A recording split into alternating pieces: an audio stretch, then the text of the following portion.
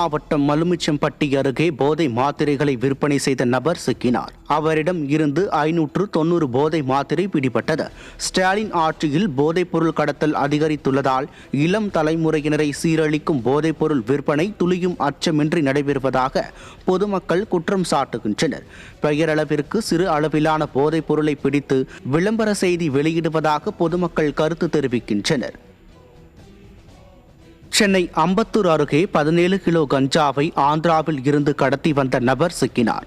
அம்பத்தூர் அருகே பட்டரப்பாக்கம் ரயில் நிலையம் அருகே கல்லூரி மாணவர்களையும் வட மாநில தொழிலாளர்களையும் குறிவைத்து விற்பனை செய்வதற்காக கடத்தி வரப்பட்ட கஞ்சா பிடிபட்டது. ஸ்டாலின் ஆட்சியில் தமிழகம் போதைப்பொருள் கடத்தலின் சர்வதேச கேந்திரமாக மாறியுள்ளதாக பொதுமக்கள் குற்றம் சாட்டுகின்றனர். கடலூர் மாவட்டம் குறிஞ்சிப்பாடி அருகே சொகுசு காரில் கடத்திச் செல்லப்பட்ட 10.5 கிலோ கஞ்சா சிக்கியது. இது தொடர்பாக ஒரிசா மாநிலத்தவர் உட்பட 4 பேர் சிக்கினர். கடலூரில் கடந்த 2 மாதங்களில் 26 கிலோ கஞ்சா பறிமுதல் செய்யப்பட்டுள்ளது.